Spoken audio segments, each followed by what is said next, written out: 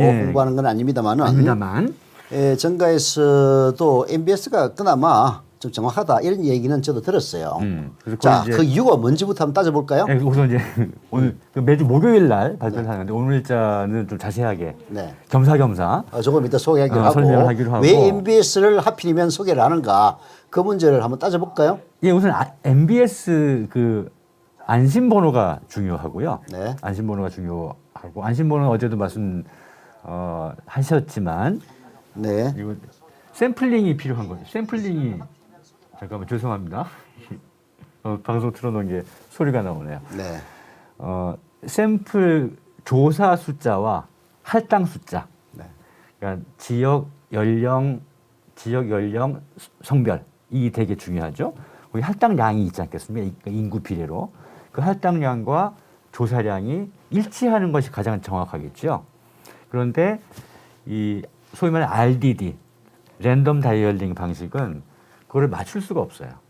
그럼 결국 쭉 진행한 다음에 샘플 할당량보다 적게, 특히 20대 같은 경우에 적게 조사될 수밖에 없는 것은 가중치를 적용합니다. 할당량보다 적으면 곱하기 얼마를 하게 되는 것이죠.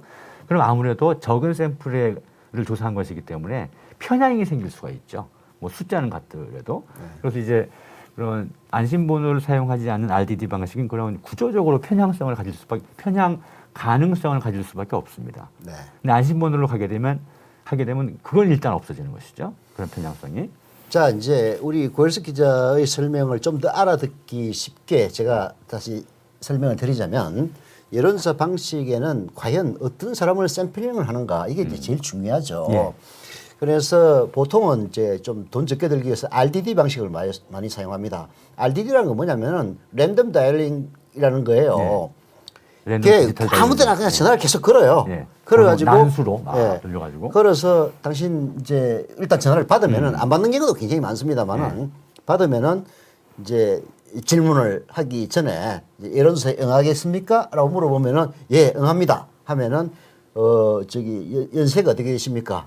지역이 어디입니까? 물어봐요. 왜냐하면은 여론조사라는 거는 어제 제가 설명을 드렸다시피 16개 광역시도 남성, 여성, 그 다음에 5개 연령층 예. 이렇게 해가지고 160개의 셀을 구성합니다. 예. 거기에 이제 인구 비례로 딱 집어 넣어가지고 예를 들어서 서울 남성 20대면은 25개를 해야 된다. 이게 수학적으로 숫자가 딱 나와요. 그러면은 RDD 방식은 그냥 전화를 걸어가지고 25개를 계속 맞추는 겁니다. 예. 근데 맞추는데 시간 내에 못할 경우에는 못한 경우가 많죠. 이제 25개를 했는데 10개밖에 못했다. 예. 그러면 25개로 억지로 만드는 거예요. 10개의 여론을 25개로 그게 곱하기 2.5를 해줍니다. 이걸 이제 제일 가중치라고 그러는데 이렇게 하다 보니까 여론조사에 적극적으로 응하는 계층, 즉 10명의 의견이 25명 전체의 의견인 것처럼 왜곡될 가능성이 있다. 이런 얘기인데요. 이게 RDD 방식이고 왜 이걸 쓰느냐? 돈이 적게 돼서 그렇습니다. 예, 안심번호 방식은 3대 통신사, 즉 SK, KT, LG로부터 전화번호를 010으로 시작된 전화번호가 아닌 난수로 작성된 전화번호를 받습니다. 그 전화번호는 고객의 DB를 받죠. 전화번호의 DB를 받습니다. 네. 그러면은 그 DB에는 이제 연령, 지역이 다 나옵니다. 네. 대신 이름과 실제 전화번호는 이제 가려져서 나오는 거죠. 그래서 안심번호인 겁니다. 예. 자, 그렇게 되면 거기에서 예를 들어서 서울 20대 남성 이 아까 25개라고 하지 않았습니까? 예. 그러면은 응답률을 고려해서 100개 정도 샘플을 그렇죠. 뽑아내서 전화를 그런 겁니다. 예. 자, 그러면은 이제 이 안심번호 방식은 쉽게 얘기해서 셀 가중치라는 것이 거의 필요 없는 예. 이런 상황이 되기 때문에 아무래도 왜곡이 적다. 그렇죠. 이런 거죠. 25명 될 때까지 하는 거죠. 그렇죠. RDD는 그걸 채우는지 안 채우는지 끝나기 전까지 알 수가 없어요. 그렇죠. 그런 왜냐하면은 이제 여론조사라는 건 항상 마감이 존재합니다. 네. 즉 8일에서 9일 이틀 동안 여론조사를 해서 그걸 이제 결과를 10일날 발표한다. 그렇죠. 그렇기 때문에 이틀 동안에 RDD는 무조건 전화를 걸어서 어떻게든 채워야 되는데 못 채울 경우에는 네. 아까 얘기했다시피 가중치를 부여한다. 그렇죠. 이런 얘기죠. 한 뭐 일주일 내내 하면 또 모르겠어요. 그러면 그렇죠. 이거 셀 가지고 필요 없이 다 필요 넘을지 없이 모르겠는데. 되는데 항상 이제 마감이 존재하기 때문에 그러는 건데 여하튼 MBS 조사는 안심번호를 통해서 하기 때문에 그런 왜곡은 적다. 예. 이런 얘기죠. 그 다음에 이제 전화 면접과 ARS의 차이가 있는 것이죠. 그것은 네. 굳이 뭐 정확도의 차이라고까지 할 건 없지만 경향의 차이가 있는 것이고 정확도에서 전화 면접이 조금 더 정확하다고 비용도 많이 들어가는 만큼 이게 알려져 있죠. 이게 이제 응답률의 문제인데요. 예.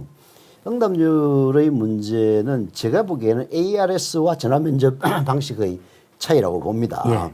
이게 MBS의 경우에는 응답률이 되게 30% 안팎으로 나오거든요. 예. 이게 상당히 높은 숫자입니다. 34%, 32.5% 이번 예, 32.5%. 이번에는 32.5%였는데 다른 것도 제가 쭉 보니까 30% 안팎이에요.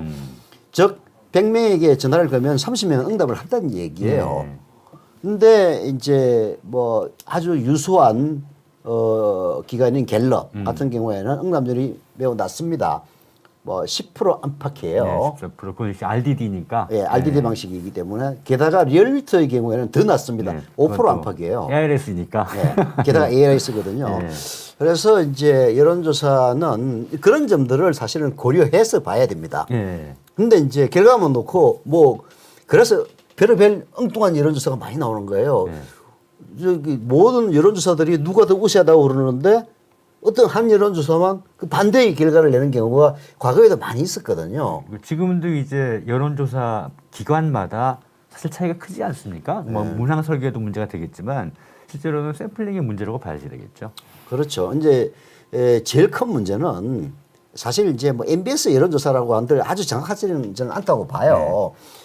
하지만 어떤 경향은 다 있는 거거든요. 예. 지금 예를 들어서 저기 윤석열이 어느 정도 이재명보다 앞서고 있는 건 또 사실인 것 같아요. 예. 이런데 갑자기 이재명이 앞서는 여론조사가 나올 수도 있어요. 널뛰기가 되는 경우. 널뛰기. 그런 경우는 대개의 경우 아까 얘기했다시피 안심전화번호 방식이 아니다. 예. RDD 주로 방식이다 보면은 전화 면접보다는 ARS 자동 응답 방식이다. 이런 것들이 이제 영향을 많이 미치고 있고 아까 저 의견을 우리가 지금 다루지는 않았습니다만은 문항 설계에도 굉장히 중요합니다. 그건 중요하죠. 예를 들어서 좋아하십니까? 싫어하지 않습니까? 그렇죠. 라고 묻는 것도 다르거든요. 사실 가장 중요하죠. 그것이. 그렇죠. 문항 설계가. 문항 설계가 이제 지금 여러 그 저기 여론조사를 의뢰하는 기관 자체가 언론기관들 아닙니까? 그렇죠. 그래서 이재명이 이게 불리하게 설계될 가능성은 큰 거죠. 네. 다만 그거는 입증된 사실은 아니라는 점을 미리 말씀을 드리겠습니다. 자, 그래서 MBS를 택했는데요. 네. 자, MBS 여론조사 언제 거였고 언제 발표된 거죠? 목요일이라고 매주 네, 목요일. 오늘 발표된 이번 주 자료입니다. 네. 하나하나 살펴보도록 하겠습니다. 제일 먼저 대통령 국정 지지도부터 얘기할까요? 예. 대통령 이거 뭐 정확한 이름은 대통령 국정 운영 평가인데요. 네. 그냥 국정 지지도라고 보통 부르죠. 국정 지지도라고 예. 그러죠. 그래서 긍정이 지난주에 쭉 떨어졌다가 네. 5% 떨어졌으면 좀 많이 떨어지는 거 봐야죠. 네. 이제 유지가 됐습니다. 대신 부정 평가가 조금 올라갔고요. 네. 뭐 이런 2% 3% 차이는 사실은 어차피 그 오차범위가 보통 3.5%이기 때문에 별로 믿을 거는 못 되는데요. 이제 이 점에서 제가 지적하고 싶은 것은 이게 하나입니다. 대통령 임기 말의 국정 지지도가 39%라면은 저는 아마 역대 최고가 아닌가 하는 생각이 들어요. 그렇죠. 예. 네. 이게 뭐 부정평가가 더 높기 때문에 이게 나쁜 것 아니냐. 물론 나쁘죠. 근데 말하자면은 이제 군대로 따지면은 갈참, 말년병자의 지지도가 이만큼 높다는 것은 과거 다른 정권에 비해서는 비교를 노무현 대통령도 말년에 엄청나게 낮았습니다. 예. 한 18%인가? 이명박은 뭐 어떤 조사에서는 한 자릿수로 떨어진 적도 있고요. 예. 박근혜는 뭐 바로 깜빡으로 가셨으니까 더 이상 얘기할 필요도 없는 거죠. 김영삼도 거의 5%뭐 이렇게 나왔었고요. 네. 그래서 사실은 다음 주에 혹시 소개하면 이제 국정 평가도라고 해야 되겠네요. 지지도와 평가도는 다르죠. 네. 그렇죠? 지지도는 잘하건 못하건 지지하냐 안 하냐 이런 의미가 더 담겨 있는 것이고 네. 평가도는 지지하건 안 하건 어떻게 생각하냐. 긍정적으로 생각하느냐, 예. 부정적으로 생각하느냐. 지지해도 부정적으로 평가할 수가 있잖아요. 그렇죠. 네, 실은 이제 그런 의미가 담겨 있는 겁니다. 근데 그것도 미명에 다른데 이제 언론들은 자기 입맛에 맞추어서 보도하는 경향이 아주 심하죠. 정확히 말하면 평가도이기 때문에 제가 소선배를 좋아해도 어떤 좀 나쁘게 평가할 수 있는 거 아니겠습니까?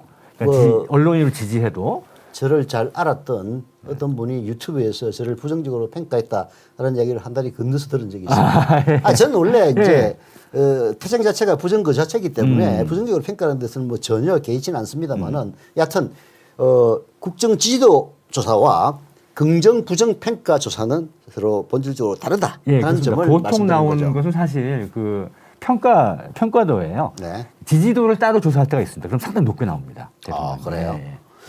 자, 다음 다음은 뭐죠? 정당 지지도인가요? 예, 정당 지지도죠. 예. 정당 지지도는 지난주에 국민의힘이 바짝 올라가고 네. 민주당이 또 왕창 떨어진 다음에 살짝 올랐습니다. 네. 저게 이제 지금 8% 차이인데요. 네. 상당히 벌어져 있는데 이건 좀 뭐 계속 지켜봐야지 되겠죠. 일단 저것은 컨벤션 효과의 영향이라고 봐야지 되겠죠.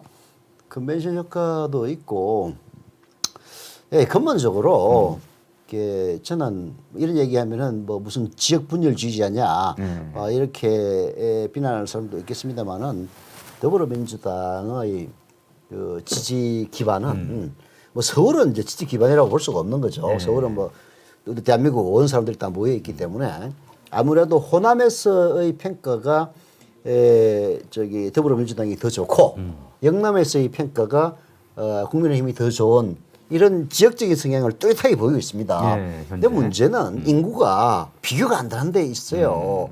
영남 인구와 호남 인구의 차이는 거의 3대1 정도 됩니다. 예. 이제 그래서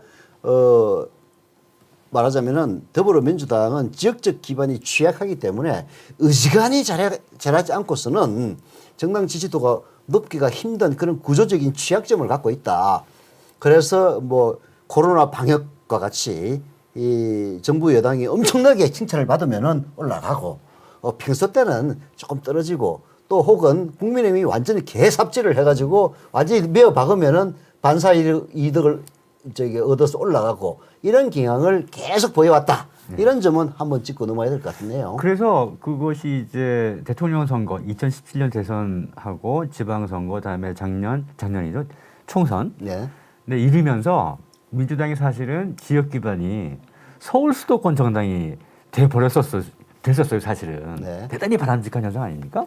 뭐 그렇죠. 근데 근데 이제- 사실은 제 수도권 정당이라는 게 좀 웃길 얘기죠. 근데 상당히 견고한 지표상으로는 견고해 보이는 그런 경향을 보였는데 그 서울 시장 보선에서 네. 와장창 허물어져서 집값 폭등 때문에 그렇죠. 예, 부동산 때문에 지금 거의 뭐 그 저기 쳐다보기도 싫은 그런 정당처럼 수도권이 돼버렸어요. 그게 좀 아쉽습니다. 그 다시 언제 복원될지는 좀 봐야 이게 되겠습니다. 집을 갖고 있는 사람보다는 갖고 있지 않은 사람이 훨씬 더 많은가 봐요. 그렇죠. 그 가구 수 지금 60%인데 가구 자가 보유율 60%입니다. 근데 자가 그것은- 보유를 60% 하고 있으면은 네. 전체적으로 그렇다는 얘기겠죠. 예, 근데 이제 우리 아버지가 10대, 20대 같은 경우는 네. 집 아버지가 가진 건 내 거 아니지 않냐. 자기는 그런 의식이 좀 있을 수가 있죠. 그런데 제가 폭등한 것은 예를 들어서 이런 거죠. 코로나 방역이 우리 이 정권이 뭐 코로나가 일어날 걸 예상해가지고 방역을 잘해가지고 인기를 얻은 것 아니잖아요. 이게 코로나 방역의 플러스 효과도 의도하지 않은 것이었던 것처럼 네.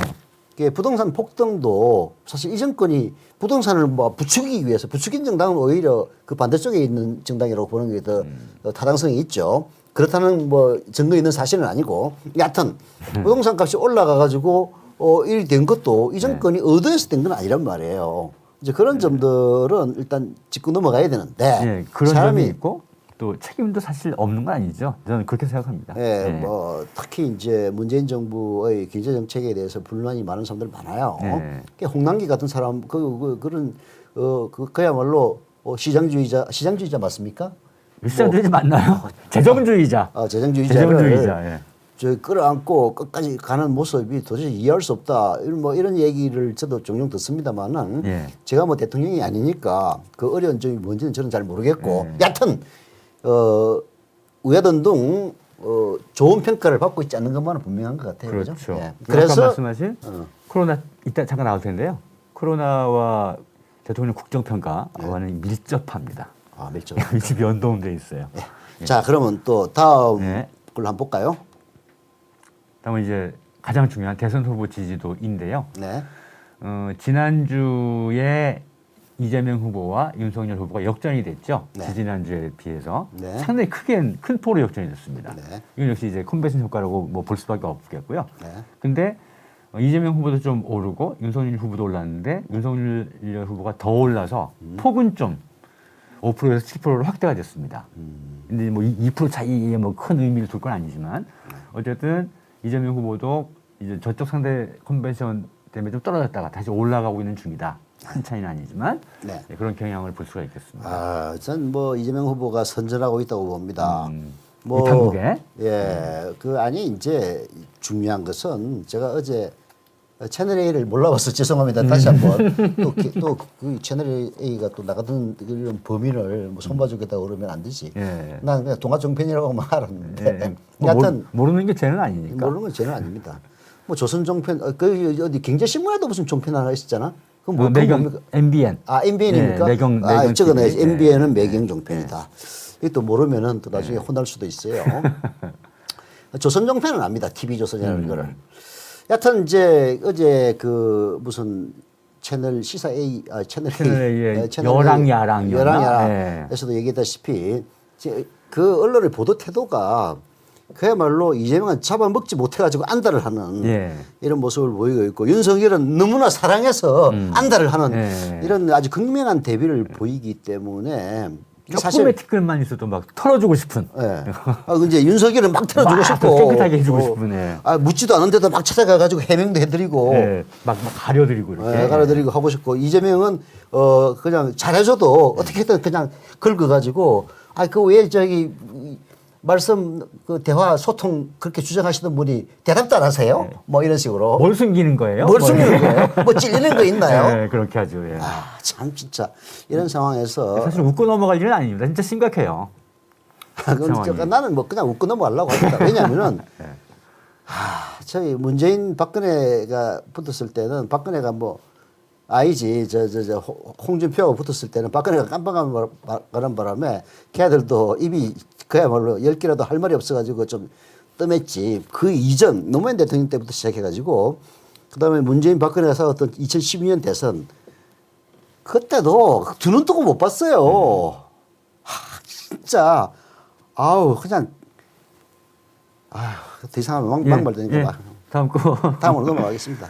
보겠습니다. 이제 그런데 지지도는 그런데 당선 가능성은 또 약간 차이가 있죠. 약간 그 격차가 좁혀져 있습니다. 좁혀지네요. 윤석열이 문제가 많다는 얘기죠. 이것은 아마 NBS에서 이번에 새로 항목을 넣은 것 같아요. 이 흐름이 안 나와 있습니다.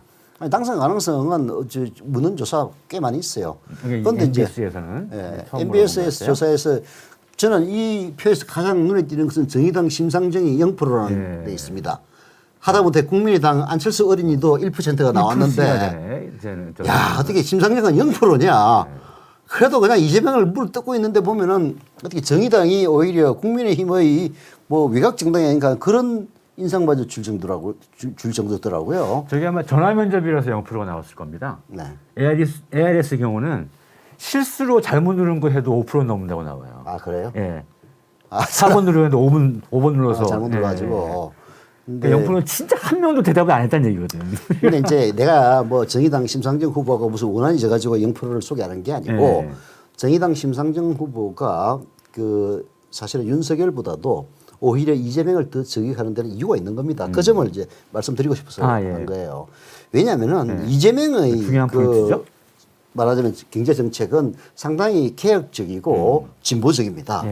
쉽게 얘기해서 이재명의 지지의 상당 부분이 사실은 정의당의 이 영역과 많이 겹쳐요. 쉽게 얘기해서 정의당 입장에서는 이재명이 더 왼수인 겁니다. 윤석열은 서로 이제 표맛이 달라요. 아예 다르니까 뭐라고 하든 말든 아무 상관이 없는데 이재명은 과거 어떤 후보보다도 문재인 후보보다도 혹은 그 이전에 노무현 후보보다도 더 많이 진보의 영역을 뺏어가고 있는 장식할 수 있는 것이죠. 그런 후보이기 때문에 사실은 이제 심상정이 오히려 윤석열보다도 이재명을 더 저격한다. 그 이유는 거기에 있는 거고요. 그래도 그러면 안 되죠. 저격해도 좀 말 되는 걸 하면 모르겠는데 그 그걸 한번 모아볼까요? 심상정 후보. 아이 됐어요.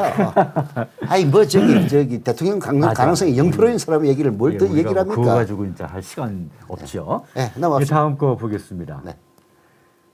그다음에 국정안정론과 정권심판론인데요. 저건 또 확 늘었어요. 국정안정론이. 좀 뭐 널뛰기처럼 왔다 갔다 하는 크게 저거는 뭐 중요하게 생각하지 않고 대답하는 부분이긴 그러니까 정권 합니다만 교체를 예망하는 여론이 더 높다 그 얘기 아니에요. 그러나 네. 국정안정론이 늘어나고 있다는 거예요. 그 추세는.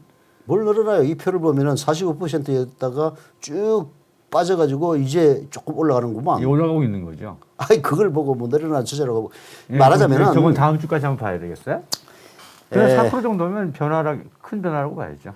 정권 심판론이 우선 이유는 딱 하나입니다. 딱 하나. 집값 폭등이에요. 그 저기 문재인 대통령도 반성하셔야 돼요.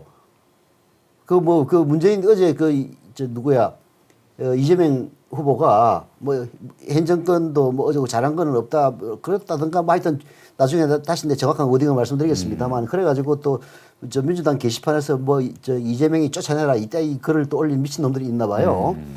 야 진짜 이 진보 꼴통들이 보수 꼴통보다 더 무서워요. 민주당 당원 게시판에서 하는 사람들은 진보 꼴통들 아닙니다. 아 그러면 그냥 꼴통. 그냥 꼴통입니까? 예. 여하튼 예. 여하튼 이제 그런 건데 뭐 더 이상 얘기하면은 나도 이게 뭐 그걸 보고 이재명 후보가 이 정권도 뭐 잘한 것이 없다든가 하여튼 뭐 그런 식으로 얘기해가지고 또 그렇게 지랄하는 것처럼 뭐 저도 이런 얘기한다고 뭐 어디 지랄할 놈도 있을지는 모르겠는데 뭐 못하는 건 못하는 거죠. 아니 세상에 100% 진선진미한 데가 어디 있습니까? 그렇잖아요. 그와 관련된 말씀도 좀 이따 드리긴 할 거예요. 네. 다음 거 보겠습니다. 네. 이 코로나 상황 인식인데요. 이게 아까 말씀하신 이제 네, 부분. 코로나. 네. 네. 이거는 이제 그 49% 빨간 게 네. 49%다가 톡 떨어졌죠. 네. 이제 심각하지 않다가 50에서 58. 심각하다 올라갔군요. 네. 그러니까 경각심이 좀 다시 생기기 시작을 제가 거꾸로 봤네. 심각하지 않다고 안심하던 것이 올라가다가 최근에 이제 그 거리두기 위드 코로나라고 그러죠. 그게 되면서 이 일 확진자가 2,500명만 넘어서 난리가 났었는데 지금 2,500명을 선에 거의 뭐 안착돼 있는 거나 마찬가지예요. 좀 불안함이 좀 가중되고 있는 상황이죠. 그래서 이제 정은경 질병청장이 죄송하게 제가 용어를 잊어보니까 위드 코로나의 우리말이 있는데 네. 그 2단계로 넘어가는 건 약간 좀 더 좀 심각하게 생각해봐야 되겠다. 유보적인 입장을 오늘 보이기도 했어요. 근데 이제 코로나 발병 초기에 2,000명하고 지금의 2,000명하고는 뭐 의미가 많이 다르죠. 다르죠. 초기에는 대구 신천지 때 최고가 900명이었어요. 네. 제일 높았을 때가. 지금 위드 코로나 하고 있는 유럽 같은 경우에는 뭐 하루에 예, 우리로 치면 한 2, 3만 명씩 최소한 2, 3만 명씩 나오는 경우도 나오죠. 많아요. 네. 결국은 이제 이런 거죠. 백신 다 맞고 이렇게 되면은 좀 독한 감기 걸린 거 정도다. 네. 막 그렇기 때문에 숫자가 많이 늘어난다고 해서 꼭 방역 수준을 갖다 높일 필요는 없다. 이런 것들이 이제 공감대를 이루고 있는 거죠. 그리고 또 한 2, 3년 하다 보니까 진짜 세계 제1의 관광 대국이 어느 나라인지 아세요? 어디입니까? 그리스? 이탈리아? 아니요. 스페인입니다. 그런가? 스페인이 1위고 이탈리아가 2위고 프랑스가 3위입니다. 예. 일본도 꽤 높고요. 우리는 그리스는 3위 안 들어가나요? 그리스가 높을 것 같은데. 그리스 아닙니다. 여기 스페인, 이탈리아, 프랑스 예, 순이죠. 세 개는 이해가 쏙하네요. 예. 뭐 그다음은 잘 모르겠는데 이제 이런 나라에서 특히 스페인의 경우에는 관광 수입이 이 세입에서 차지하는 비율이 굉장히 높다고 들었어요. 그러다 보니까 이게 뭐 한 2, 3년 동안 거의 뭐 이거는 그냥 망가진 게 아니라 아예 개박살이 난 거 아니에요. 그렇겠네요. 예. 그래서 코로나로 걸려가서 죽는 것보다 굶어 죽겠다. 그렇지. 이제 이런 게 그쪽에서는 일종의 공감대가 있나 봐요. 예. 뭐 저도 이제 그 나라 가서 사는 건 아니니까 뭐 정확한 여론은 모르겠습니다만은 그래서 이제 우리가 2,000명 이상이 되는데도 불구하고 위드 코로나로 가는 거는 너무 오랫동안 경제가 위축되어 있었기 때문에 이걸 이제 좀 이렇게 완화시킬 필요성이 너무나도 이제 절박하고. 네, 저도 그럴 필요가 있다고 생각합니다. 예, 약간. 아까 얘기했다시피 초기의 2,000명과 지금의 2,000명은 다르다. 그때는 백신 0%인 그렇죠. 상태였고 지금은 뭐 80%를 넘어가는 상황에서는 독감으로 생각하면 된다. 뭐 그런 이제 물론 이제 뭐 죽는 사람도 나오고 하니까 뭐 독감이라고 보기는 뭐 스페인 독감이 4천만 명 죽었으니까 뭐 독감이라고 표현해도 나쁘지는 않을 것 같네요. 이제 그런 취지인 것인데 그래도 이제 숫자가 뭐 한 900명에다가 2,500명 늘어나면은 아까 얘기했던 그런 식으로 좀 약간 심각하다. 위축이 되죠. 위축이 되죠. 라는 식으로 생각을 하기가 더 쉬운 거죠. 예. 네. 근데 이제 말씀하신 대로 더 확대할 필요는 분명히 있습니다. 그죠? 예. 다음 거 하나 볼까요? 예. 근데 이제 NBS는 아까 이걸로 끝이고 네. 정리하다 보니까 오늘 이런 리얼미터 보고서가 나왔어요. 네. 박정희 대통령 47.3%, 노무현 대통령 45.8%. 노무현 대통령이 박정희 대통령보다 떨어진다는 얘기죠. 아니 이거는 이제 이거 어디 조사예요? 리얼미터입니다. 아, 리얼미터 왜 그러나 참. 그래서 재미로 아니, 그냥 뭐냐면은 이제 박정희하고 노무현을 이제 대통령 후보로 나왔다고 생각하고 가상대결을 시킨 거예요. 이게 이제 박정희 인기 이런 거죠. 갤럽이 이제 한 10년 걸려서 한 번씩 조사를 하는데 가장 존경하는 대통령 전직 대통령이 누구냐. 예, 2014년이 있고 2004년이 있어요. 그러면 이제 다음에는 2024년이 아직 안 왔죠. 대개 한 10년 주기로 하더라고. 근데 2004년도에는 압도적으로 1위가 박정희였는데 2014년에는 압도적으로 1위가 노무현이었어요. 이게 이제 그 보수적인 사람들은 이제 불만이 많은 거지. 아니 왜 박정희가 더 위에 있어야지 노무현이 더 위에 있는 거야라는 이제 불만. 다음 거 보고 말씀하시죠. 예, 다음 거 볼게요. 예. 이 리서치 비율에서 매년 하는 거예요. 아, 이걸 매년 하는 거예요? 네, 그러니까 보시면 말씀하신 게 그런 경향이 나옵니다. 네. 2016년에 48% 났어요. 노무현 대통령을. 찍었다가 이제 또 내리박았네. 2017년. 내리박은 것은 문재인 대통령이 나왔기 때문에 내리박은 거예요. 그 지지가 문재인 대통령을 옮겨간 거죠. 근데 지금 전체적으로 이 아까는 리얼미터였고 이건 리서치뷰예요. 이거 한 며칠 된 겁니다. 근데 경향이 보면 박정희 대통령이 계속 올라가고 있다는 거예요. 네. 그러니까 이제 이걸 뭐 굳이 보수화라고 볼 수는 없지만 이거는 뭐 저기 뭐라고 그럴까 윤석열 인기 있으니까 따라서 가는 거다 이렇게 보면 되죠. 그렇게 보면 될 것 같아요. 네. 예, 여기까지. 오늘 뭐 하나 더 있습니다. 하나 또 재밌는 게 있더라고요. 뭡니까? 리서치뷰가 다음 거 보겠습니다. 절대 안 찍고 싶은 정당? 이거가 없나? 예, 저기 준비가 안 된 모양이에요. 예. 예, 넘어가겠습니다. 네, 그러면은 저기 뉴스 브리핑은 여기서 마치고 네. 이슈 DB기로 넘어가겠습니다. 이슈 DB기가 아니고 제가 실수했습니다. 네, 이슈 팩트 체크로 넘어가겠습니다. 예. 팩트 체크로 넘어가겠습니다. 예, 고일석의 팩트 체크 시간인데요. 고일석이 준비한 게 아니고 제가 준비를 했습니다. 네. 언론의 현주소를 짚어보는 시간을 마련하는데요. 어제 관훈 토론, 이재명 후보의 관훈 토론에서 유명해진 부분입니다. 어거지로 질문하는 기자와 이재명 후보의 사이다 대답. 예, 소개해드리고 얘기 나눠보겠습니다. 저희들이 준비 관계상 음성만 땄습니다. 자. 심각한 문제이기 때문에 거기에 모종의 연관이 패널은 한국일보 김희연 기자였죠. 예. 걸 약속하실 수 있습니까? 이제 이런 건 질문이라기보다는 공격에 이제 해당될 수 있죠. 패널님 뭔가 범죄를 저질렀다면 구속하고 처벌받는 거 감수하시겠습니까? 이렇게 물어보는 거 비슷하죠. 네, 제가 확정된 게 아닌 의혹이라는 수준인 거는 말씀드렸고요. 그러니까 그 점에 대해서는 저에 대해서 제기되는 의혹이라고 하는 것은 정말로 많지 않습니까? 사람들이 주체적 판단을 하기 위해서 정보가 정확해야 되거든요. 부정확한 정보로 사람을 지배하는 일들이 실제로 벌어집니다. 그래서 언론의 역할은 정말로 중요하다는 생각이 들고요.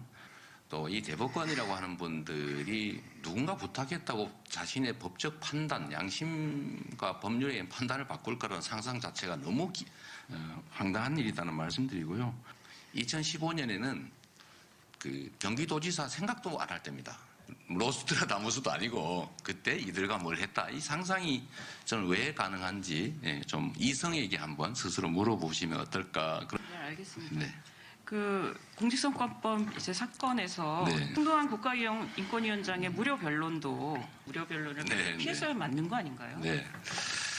그건 이제 김의원 패널께서 이제 우리 그 민주사회를 위한 변호사 모임 또는 소위 인권 변호사들의 이제 활동 양식에 대한 이해가 조금 적다 보니까 생긴 이제 오해라는 생각이 듭니다. 송도한 대법관을 포함한 그 세 분 전직 민변 회장들은 변론하지 않았습니다. 이름만 올려준 거죠. 만약에 이걸 이제 이익이라고 보면 그 140명 정도가 참여했던 노무현 대통령 변호사 시절에 그 변호인단은 도대체 얼마를 준 겁니까? 한 사람당 300만 원만 줘도 100명이니까 얼마입니까 이게? 140명? 어떤 세상을 사셨는지 모르지만 기본적으로 변호사비를 뭐 억 단위로 받는다. 이거 저는 상상하기가 어려운 이 정관 문제나 이런 것들이 일상적으로 있을 거라는 생각을 왜 하시는지 이해가 안 되고요. 두 번째는 제가 사법연수원 출신의 변호사입니다. 제가 재판 준비를 상당히 많이 하죠. 제가 변호사한테 설명회가 변호사 쓰는 것보다 제가 쓰는 게 더 빠르니까요. 같이 협업을 한 건데 대개 다 제 대학 친구, 연수원 동기 친구, 무슨 인권 모임의 동료 이런 사람들이기 때문에 거기다가 제가 친구 사이에 동료 사이에 막 3억은 줬어야 된다 이런 상상을 여러분들이 왜 하시는지 궁금하고 저로서는 2억 5천 수백만 원을 낸 것도 매우 큰 돈이고 이거는 다 계좌 확인하고 변호사 사무실에 현금 영수증 다 확인 가능하니까 확인하시라고 제가 국정감사에서 금액까지 알려드렸지 않습니까? 그리고 변호사들이 누군지는 그 대법원 게시판에 들어가면 다 나와요. 10곳 2억 5천 몇백만 원. 그리고 나름 상당히 저로서는 많이 지급했다. 2억 5천이 집 한 채 값인데 그게 왜 적다고 하는지 그 생각을 하는 분들은 어느 세상에 사시는지 궁금해요. 그리고 최근에 그 말씀을 하시고 싶으신 것 같아요. 그러니까 제가 어딘가 뭐 회사를 통해서 뭐 대납을 받았다. 제가 그 회사하고 무슨 관계가 있습니까? 전혀 알지도 못하는 회사가 그걸 대신 냈다는 것이 도대체 말이 안 되는 소리고 그 얘기를 최초로 퍼뜨린 사람은 지금 고발돼서 이제 수사 중입니다. 그리고 제가 전에도 말씀드렸던 것처럼 네. 앞부분이 조금 뭐라 그럴까 좀 빠져 있는데요. 그러세요? 네. 이제 아마 한국일보 김희영 기자일 거예요. 다 마스크를 하고 있으니까 오늘은 이제 저희 준비 관계상 영상은 못 보내드리고 음성만 보내드렸는데 아마 이제 우리가 처음에 재생하지 못한 부분이 이런 질문이 이런 겁니다. 대장동 의혹이 사실이라면은 후보 사퇴하시겠습니까? 책임지시겠습니까? 사퇴하겠다고 약속하실 수 있겠습니까? 약속이라는 말까지 있었어요. 네. 자, 그러니까 우리 이제 그 이재명 후보가 그러면은 그 패널님은 뭐 잘못 저지르면은 사법처벌을 받을 거라고 약속하시겠습니까? 이런 질문하고 똑같다. 네. 이제 그랬던 거죠. 좀 더 심하게 말씀을 드리면 어제 보고 이제 그 생각을 했어요. 그러니까 그분이 네, 그분이 여성분이죠. 여성분이 네. 배우자 아닌 남성과 밥을 먹고 나오는 걸 내가 봤는데 네. 이거 바람핀 거 아니냐. 뭐 위험한 발언인데. 아 그런 거 하여튼 그러면 저 그냥 일반적으로 할게요. 네. 어떤 분이 네. 배우자 아닌 이성과 네. 식사를 하고 나오는 걸 내가 봤어요. 네. 너 왜 배우자 아닌 사람하고 같이 밥 먹냐? 바람핀 거 아니냐? 네. 바람핀 걸로 확인되면 너 책임질래? 요즘은 옛날하고 달라가지고 말이 되는 여성들의 얘기입니까? 사회 활동이 빈번하기 때문에 그 남편이 아닌 남자와 밥 먹는 경우가 너무나 많습니다. 예, 근데 모르잖아요. 알 수 네. 없는 거잖아. 네. 예. 그래서 만약에 확인해 봐야지. 특검할까? 뭐 이런 거지. 불륜이면 너 책임질래? 네. 라는 질문과 똑같다. 그런 얘기죠, 구조상. CCTV 한번 갖다 대볼까? 네. 뭐 이렇게 나오는 거죠. 이게 이제 뭐 그러면은 그 여성에 대한 탄압이다, 성차별이다, 온갖 난리를 칠 건데. 그러니까 빼고 그냥 일반적으로 일반화시켰어요. 일반화해서 어떤 분이 예, 이제 배우자 아닌 이성과 예. 예. 뭐 남자도 마찬가지죠. 네. 어떤 남자건 남자가 여자건, 네. 배우자 아닌 여성과 같이 밥 먹고 나오는 게 봤는데 너 그 여자하고 바람 핀 거야? 너 바람 핀 거 확인되면 너 책임질 거야? 예. 라고 질문하는 거 똑같다. 똑같은 거죠. 예. 말도 안 되는 소리죠. 그렇게 물어보는 겁니다. 아, 그러니까 참 이게 이제 저도 뭐 기자 생활 오래 했습니다만은 이런 식으로 가상을 대입해서 상대방을 말하자면 골탕을 먹이는 네. 이런 어법들이 뭐 옛날부터 내려오던 기자들이 못된 네. 질문 습관이에요. 이제 그거를 이재명 후보가 재치 있게 상대방이 좀 당황하는 것 같더라고. 내가 화면으로 쭉 보고 있으니까 잘 했는데 저는 핵심을 짚었다고 생각해요. 그게 바로 핵심이죠. 그 질문이 아니라 공격이다. 공격이다. 공격인 거죠. 그게 무슨 질문입니까? 네. 그건 공격인 거죠. 이게 이재명 후보가 보면은 이게 저도 이제 사실은 뭐 개인적으로 아는 사람 전혀 아는 사람도 아니고 게다가 제가 젊은 시절에 노무현 대통령은 취재라도 했지만은 이재명 후보는 취재줘야 뭐 나이가 많으니까 한 적도 없고 그래서 이 양반이 어떤 사람인지에 대해서는 잘 몰랐는데 대장동과 관련된 관훈 토론의 대답을 쭉 들어보면서 야, 이 사람도 뭔가 총명한 노무현 대통령에게서 느꼈던 뭔가 하고 번뜩이는 그런 게 있구나 하는 점을 어제 많이 느꼈습니다. 그리고 이런 것도 있습니다. 그런 점은 분명히 있는데 네. 워낙 다 신떡밥들이에요. 신떡밥. 신떡밥. 네. 이미 수백 번도 더 얘기한 것들. 더 우려 먹은 네. 것들. 아, 좀 물어보려면은 좀 참신한 걸 물어봐야지. 나 같아도 그렇게 얘기할 수 있어. 이제 너 빠네요. 그러니까 무슨 뭐 맨 마지막에 나왔다는 변호사비 대납은 뭐더라 S사 전북 지역 S사 뭐 이렇게 들었어요. 그러니까 아무 관계 없어요. 그다음에 권순일 대법관이 아마 그전 뭐 재판하고 관계가 있었던 모양이에요. 그래서 그걸 봐주고 13명 헌법재판관 중에 그게 아니 이제 전원 합의체로 간 거잖아요. 권순일 대법관 그 보도도 기사도 아직 개판으로 썼던데 권순일 대법관 약간의 관계가 있다는 것밖에 없어요. 아 이제 저거예요.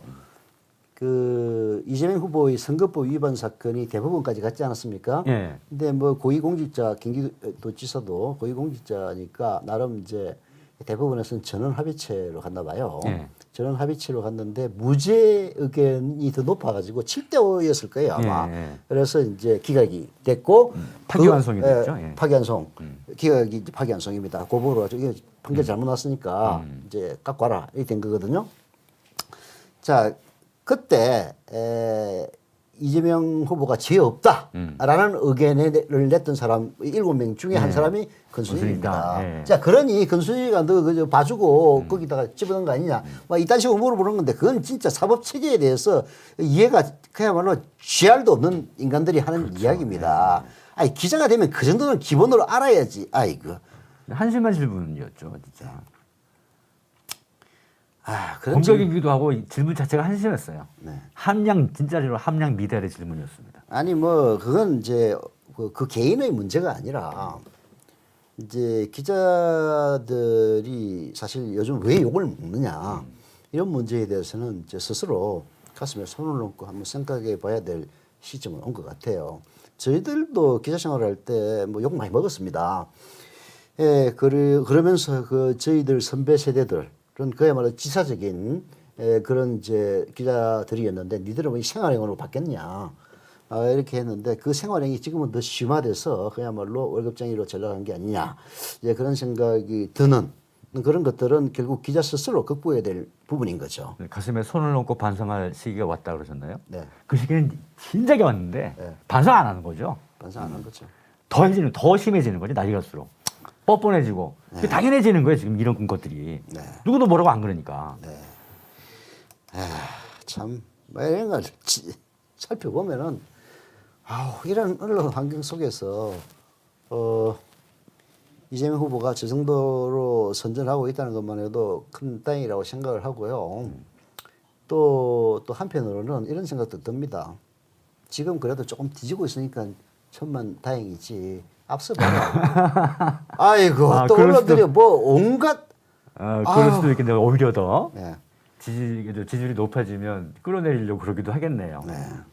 아니 뭐 지지율이 낮으면 이제 완전히 그냥 매달받기 위해서 네. 또 뭐 지랄할 거기 때문에 뭐 이러나 저러나. 네, 이러나 저러나 똑같아서 높은 게 더 좋다. 네. 뭐 그건 맞는 얘기인데. 높으면 더 심하게 할 것 같긴 하네요. 네.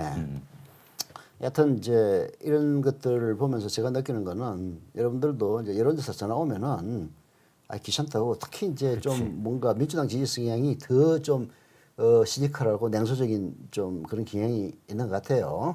그래서 뭐 전화 끊어버린다든지 저는 심지어 최근에는 차단까지 했습니다.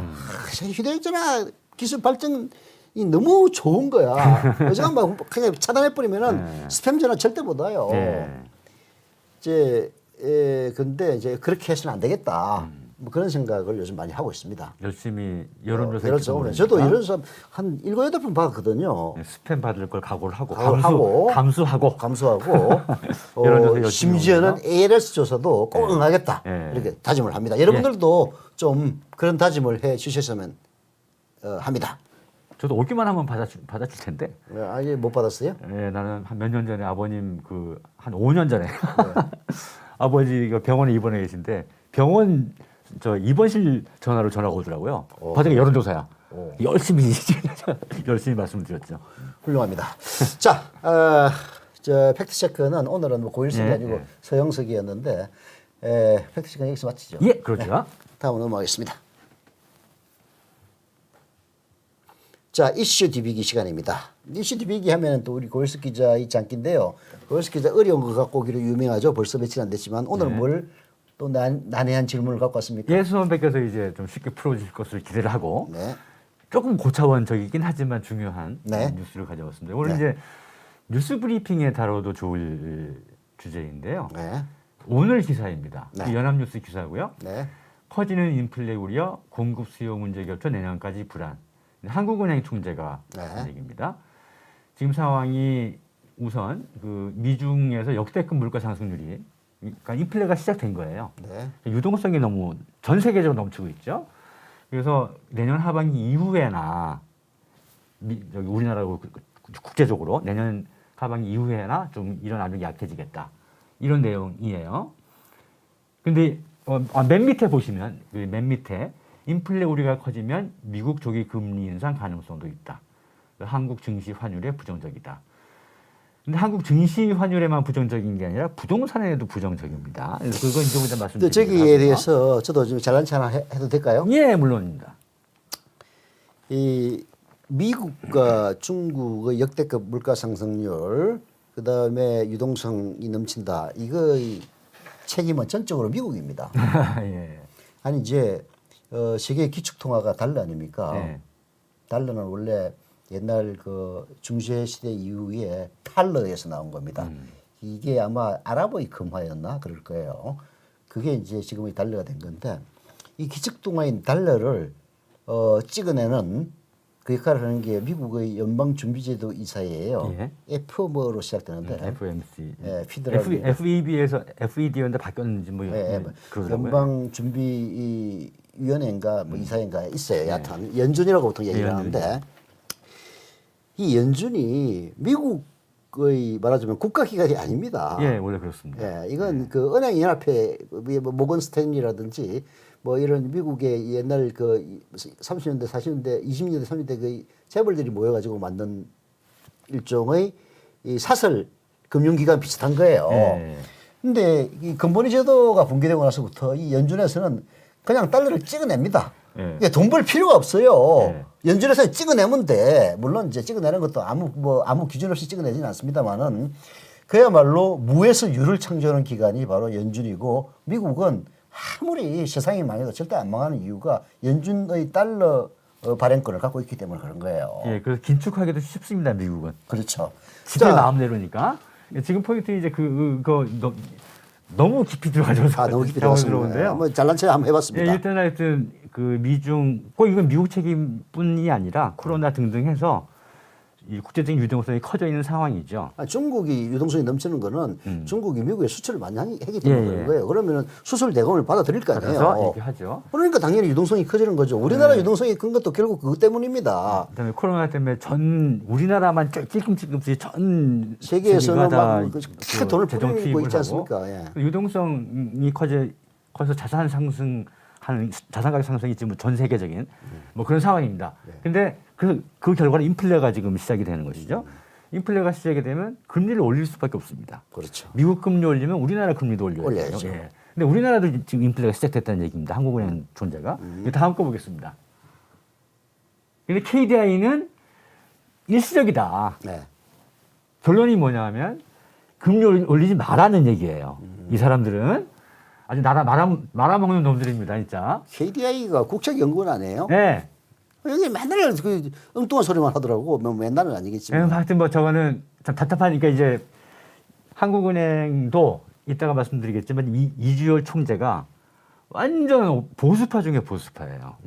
이따가 그 부분을 하겠습니다. 근데 지금 KDI까지 근데 그거를 자기가 원래는 계속 긴축하고 뭐 이런 입장이거든요. 네. 원래의 기조가. 근데 그걸 허물 수밖에 없는 얘기를 지금 아까 조금 한 겁니다. 지금까지 한 얘기 중에 가장 강력한 얘기예요. 인플레가 마치 시작된 것처럼 얘기하는. 인플레가 시작되면 금리를 올릴 수밖에 없다. 예. 우리나라에서는 금리를 올리는 걸 결정하는 기관이 한국은행이죠. 예, 한국은행이죠. 금융통화위원회죠. 금통위에서 결정을 합니다. 근데 그 주재하는 게 한국은행이죠. 네. 그런데 그렇게 급한 얘기를 하니까 KDI가 나와서 아니다라고 얘기한 거예요 지금. 인플레는 그렇게 심각하지 일시적이다. 않다. 예. KDI가 다음 거 보겠습니다. 이게 다 오늘 기사예요. 네. 그런데 또 하나 문제가 있습니다.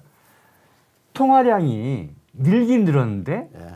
그 폭이 줄어들기 시작한 거예요. 요건 물론 이제 뭐 그 금리나 이런 거랑은 그 선행 지표라고 할 수가 있죠. 그 통화가 팽창하고 있다가 그 팽창 속도가 줄어들고 있다는 얘기입니다. 그건 무슨 의미가 있습니까? 그러니까 유동성이 줄어들고 있다는 얘기죠. 사실 유동성이. 그러니까 유동성이 문제인데 유동성이 줄어들면 금리 올릴 필요 없잖아. 아니 지금 그 대출 등등의 문제로 이미 나가 있는 게 너무 많다. 예, 유동성이 지금 줄어들고 있는 중이라는 얘기예요. 그리고 인플레라는 것은 우리나라의 유동성도 중요하고 원자재 값이 중요한데 네. 원자재 처음 그 한국은행 총재 얘기가 가장 중요하게 얘기하는 게 원자재 가격이거든요. 원자재가 오르고 있습니까? 예, 지금 그러니까 그 공급 부족인 거예요. 전형적인 공급 부족. 요소수처럼. 예, 그런 것처럼. 네. 그렇죠. 되게 그런 현상입니다. 네. 그 수출하는 생산 국가가 한정되어 있고 통로가 지금 막혀져 있고. 우리나라는 이제 원자재 수입을 지금까지는 거의 대부분 중국에서 해왔죠. 네. 근데 뭐 중국이 여러 가지 좀 좋지 않은 모습들을 보이고 있죠. 예. 뭐 그런 것들 인플레가 네. 물가 상승 압력이 지금 거의 극에 달해 있다고 보면 되겠어요. 근데 중요한 것은 다음 거 보겠습니다. 금리와 인플레, 부동산의 관계입니다. 간단하게 얘기하면 인플레가 발생하면 금리를 올릴 수밖에 없고요. 금리가 올라가면 부동산 가격은 최소한 상승이 막히긴 합니다. 더 올라가는 일은 없어요. 그래서 대개는 실은 금리가 올라가면 부동산 떨어집니다. 근데 이제 원체적인 반대론자가 많으니까 그래도 오를 거다. 뭐 이렇게 얘기하는 사람들이 많으니까. 근데 이제 금리와 부동산과의 상관관계를 잘 모르는 분들을 위해서 잠깐 제가 또 잘난 척을 한다면은 예. 예, 금리가 낮으면은 쉽게 얘기해서 빚내 가지고 집 산다는 얘기예요. 그 빚은 주로 은행으로부터 냅니다. 예. 빚내서 집 사기가 쉬워지는 예, 거죠. 쉽죠. 아파트 담보 대출을 받는데 금리가 1%라면은 한 10억 정도 대출을 받아도 1년이면은 1,000만 원만 이자를 내면 됩니다. 이게 10억을 대출 받았는데 1% 이율일 경우에는 1%보다는 좀 더 높죠. 아파트 담보부 대출도 1%까지는 안 돼. 예를 들어 극단적으로 설명을 드리는 겁니다. 1년에 이자 1,000만 원만 내면 10억을 땡겨 쓸 수가 있어요. 그러면 자기 돈 한 10억 하면은 지금 아파트 값이 올랐다 치더라도 20억짜리 집을 살 수가 있는 거죠. 자, 그게 이제 금리가 낮았을 때 부동산 수요가 폭증하는 이유입니다. 가장 근본적인 이유죠. 그렇죠? 대출이 쉬워진다는 얘기예요. 네. 대출은 뭐 은행 문턱은 옛날보다 높습니다만은 아파트를 담보로 해서 하는 대출은 항상 낮죠. 담보가 있는 대출은. 네. 자, 문제는 심리인데 소비자들이 심리인 거예요. 아우, 빚내서 집을 사가지고 이자 부담이 적다면은 빚내서 집 사야지. 안 그래도 자꾸 집값 올라가지고 스트레스 받아 죽겠는데 네. 이런 사람들이 존재하는 한 금리가 낮으면은 집값은 올라갈 수밖에 없다. 예. 근데 금리가 올라가면은 예.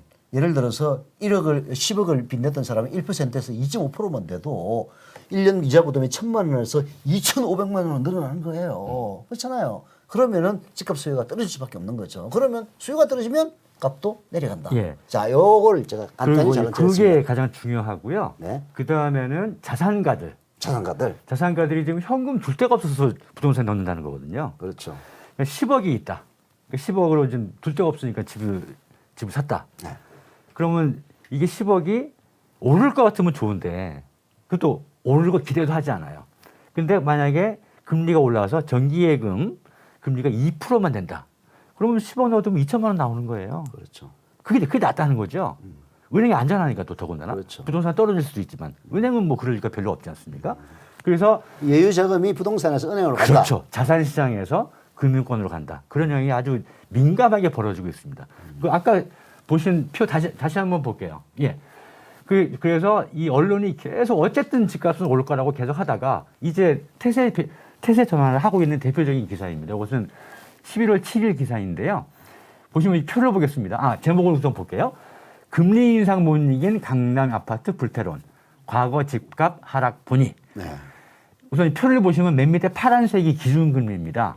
쭉 떨어져 있다가 지난 8월 달에 0.75%로 올린 다음에 쭉 지금 오고 있어요. 근데 계속 오를 수밖에 없는 건 이건 기정사실이에요. 어디까지 중요한 것은 어디까지 오르느냐. 막 2, 3%씩 오르느냐. 그다음에 그 간격이 매달 막 매분기마다 올리느냐. 또 분기 올 때마다 1%씩 막 올리느냐. 이것이 중요한 것이지. 올라간다는 사실은 올라가는 건 기정사실. 기정사실이다. 그래서 지금 벌벌벌 떨고 있는 겁니다. 근데 누가? 저 표를 누가 벌벌 이 부동산 시장 참여자들이. 그래서 사실은 그 영끌도 그렇고 막판에 들어간 갭 투자하는 사람들 있지 않습니까? 사실 끝장났다고 봐야지 돼요. 근데 그런 전망은 제가 함부로 하지 않겠습니다. 함부로 하지 마세요. 예, 금리에 대해서만 말씀드리겠습니다. 이 표를 보시면요. 2007년 1월로 시작해서 2021년 8월까지 되어 있는 그래프입니다. 2007년 1월이면 참여정부 막판입니다. 그럼 그것만 보면 금리가 4.5%나 돼요. 근데 부동산 상승률 맨 위에 그 초록색으로 봐야 되나? 초록색이 실거래가 지수 변동률인데요. 네. 폭등하고 있을 때예요. 딱 저것만 띄워놓고 보면 금리가 높아도 막 오르네? 네. 라고 그러네. 생각할 수가 있어요. 네. 근데 저는 그 앞에 네. 참여정부 때 참여정부 2003년 시작하자마자 네. 카드 대란 터지고요. 네. 사스 터지고 이라크 전쟁 일어나는 바람에 IMF 겨우 극복한 상태가 다시 허물어진 상태였어요. 그래서 경기 부양을 할 수밖에 없었습니다. 그래서 금리를 낮췄어요. 그래서 그게 4.25%였던 금리를 3.25%로 1% 낮췄어요. 지금 0.75인데 그 당시 막 4.25에서 3.25를 낮췄는데도 저금리였다는 거예요. 그래서 겨우겨우 경기는 수습했는데 이 김대중 정부 때 경기가 IMF 직후니까 부동산 경기를 막 띄웠죠. 그 여파가 그때 돌아온 겁니다. 그래서 그 참여정부의 그 기록적인 부동산 폭등이 그때부터 시작된 거예요. 그래서 그 끝입니다, 저게. 그러다가 4.5%까지 올렸죠. 그래서 더 위에 보면 이 꼭지점이 5.1%까지 올립니다. 그렇게 올리니까 파란선 그 실거래가 지수 변동률이 26.6% 공유기였다가 쭉 빠지죠. 네. 그때부터 빠지기 시작합니다. 그러다가 그 뒤를 보세요. 2013년하고 2016년 요 사이가 저 때부터 금리를 막 빼지 않습니까? 저게 이 2013년 요 때는 14년 요 때가 최경환이 빚내서 집사를 할 때입니다. 금리 막 낮출 때니까. 그때 들어온 사람이 지금 이주열 총재예요. 그래서 이 사람은 금리 안 올려. 절대 안 올려. 그래서 2016년 때 조금 올렸다가 다시 쭈쭈쭈 내린 거예요. 코로나 생기니까. 그래서 이주열도 지금 못 버티는 거예요. 올릴 수밖에 없어요. 그 이주열 임명한 사람이 누구죠? 박근혜입니다. 박근혜입니다. 박근혜를 임명했다가 문재 대통령이 연임시켰죠. 그 연임시킨 사람이 문재인 아니에요? 그렇죠. 그래서 다 자기 발등에 자기가 찍은 거지. 예, 지금 사실은 이제 부동산 전문가들은 이 우리 문재인 정부 부동산 폭등의 네. 한 요인을 네. 이주열 총재 연임으로 보고 있기도 합니다. 그러니까 올려야 되는데 안 올렸어요. 금리를. 문재인 대통령 진짜 답답이가 인사 실패가 너무 많아요. 윤석열 아니 검찰총장을 시켜놨더니 완전히 그냥 뒤통수를 이런 대로 찌르 놓고 지금 반대편에 가지고 대통령 후보 되지 않았습니까? 홍남기, 이주열 이 사실 부동산 폭등의 주범들이라고 저는 생각해요. 예. 그런 사람 임명한 사람이 누굽니까? 너무 저 문재인 대통령이에요. 예. 그리고 그 감사원장 하던 인간이 임기 중에 기에 나와가지고 뭐 지금은 완전 줄어들긴 했습니다. 최무식이라고 아니 그 누가 임명했어요? 물론 뭐 문재인 대통령이 직접 인선해가지고 임명한 건 아닙니다. 다 추천 받아가지고 고위직은 그렇게 해야지. 그러나 임명권자가 대통령인 거는 분명한 사실이죠. 뭐 부인할 수 없는 사실이죠. 한 번만 더 보겠습니다. 제가 네. 정리하고 넘어갈게요. 아까 그 그래프 한 번 더 볼게요. 지금 봤던 그래프. 예, 그래서 보시면 이 그래프만 보더라도 금리가 높을 때는 네. 부동산 가격이 떨어지고 네. 금리가 낮으면 부동산 가격은 올라갈 수밖에 없어요. 네. 그 예외의 경우도 많이 있긴 합니다만 대부분 그렇다는 얘기죠. 기본적으로 금리와 집값은 반비례 관계에 있을 수밖에 없다. 더군다나 네. 다른 요인 부동산 시장이 금리만 작용을 하는 게 아니니까 네. 더군다나 최근의 부동산 앙등은 그 유동성 시장이거든요. 그러니까 유동성이 가장 큰 원인을 차지하고 유동성 이거는 돈의 양입니다. 그렇죠. 예, 그게 그렇게 말씀드리는 게 낫겠네요. 돈이 많이 풀려서 올라간 것이기 때문에 거기에 금리는 직격탄을 줄 수밖에 없어요. 그리고 이제 그 앞에 이제 금리가 저렇게 높은데 왜 이렇게 집값이 올라가냐. 어쨌든지 간에 그 앞에 보면 그때는 대출 제한이 없었어요. LTV DTI를 아마 그 최경환이가 빈대스 집사할 때 그때 많이 뭐 낮추고 예, 그걸 한 거죠. 그걸 이제 거의 처음 도입한 게 참여정부입니다. 왜 그걸 안 했냐. 근데 너무 경기가 나빠서 그런 거지 뭐. 그렇기도 했고, 제가 아주 악의적으로 얘기하면, 의학적으로 얘기하면 관료들이 집값 너무 떨어질까 봐 못하게 한 거예요. 하여튼 그래서 그거 하는 바람에 곧바로 예기치 못했던 2008년 금융위기가 터지지 않았습니까? 그 바람에 우리나라 금융 시스템이 안전했던 거예요. DTI를 낮추는 바람에. 예. 어쨌든 금리가 올라가면 부동산은 떨어진다. 그 초입에 우리가 들어가 있다.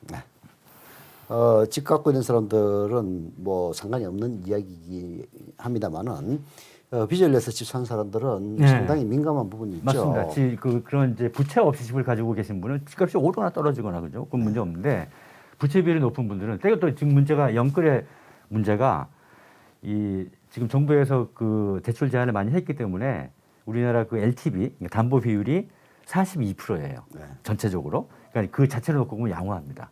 근데 이 DTI 그 LTV가 높은 물건도 많이 있고 그다음에 최근에는 이 복합 부채가 많아요. 신용 대출로 집 사는 게 많기 때문에 조금만 금리 높아지면 바로 지금 영향이 올 수밖에 없습니다. 올 수밖에 없죠.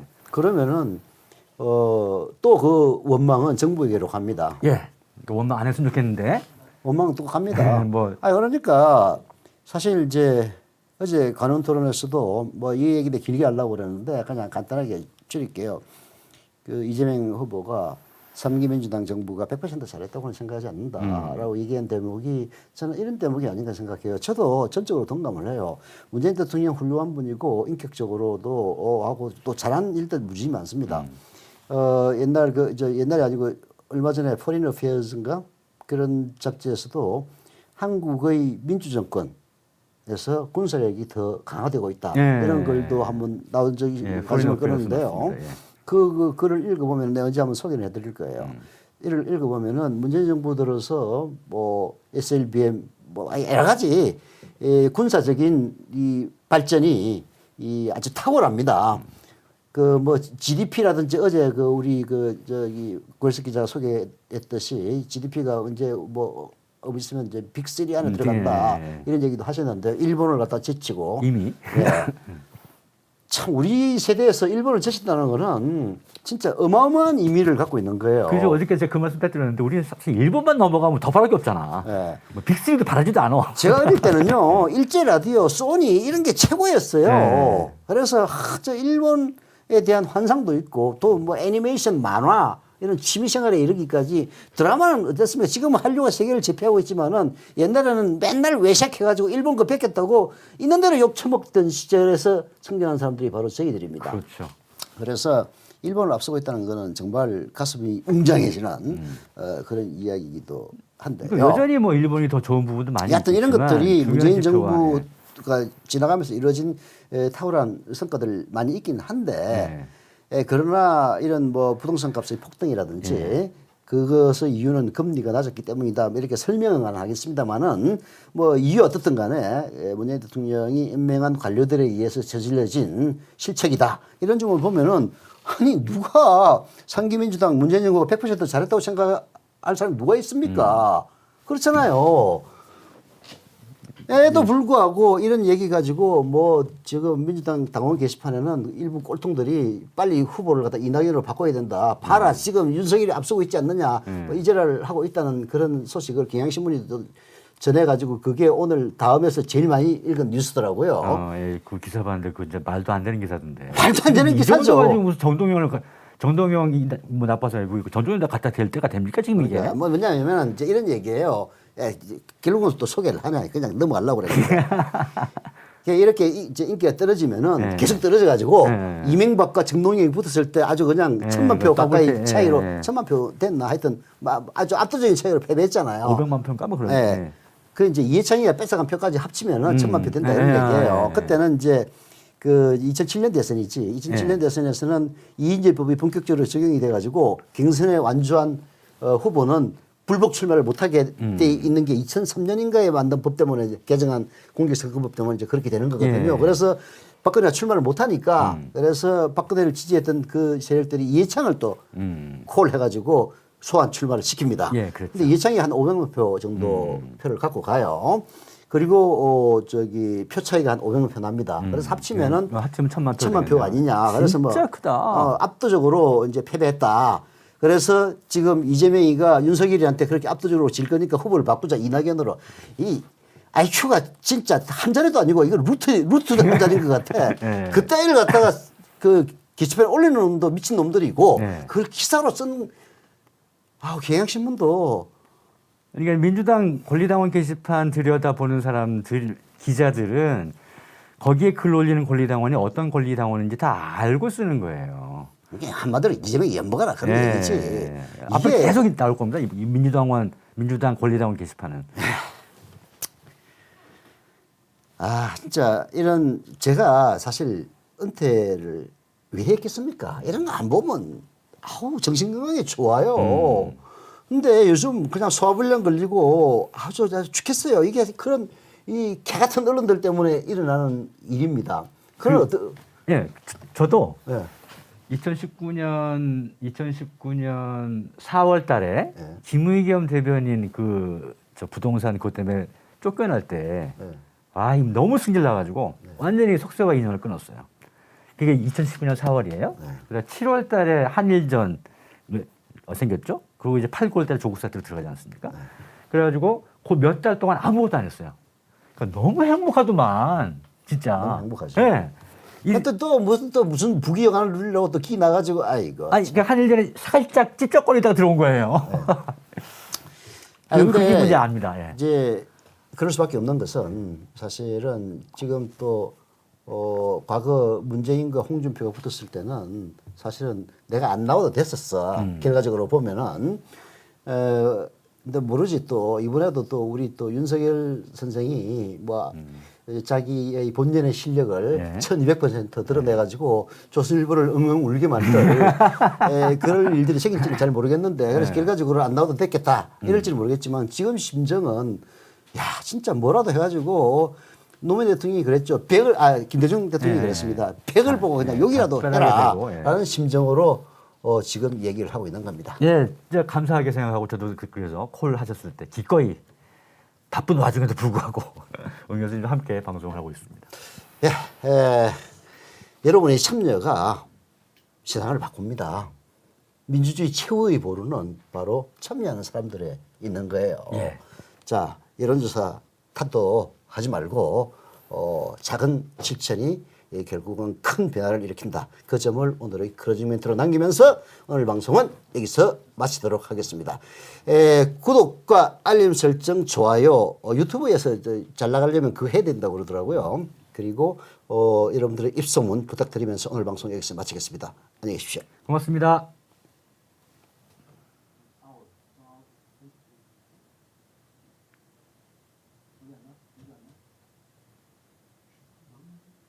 자, 그럼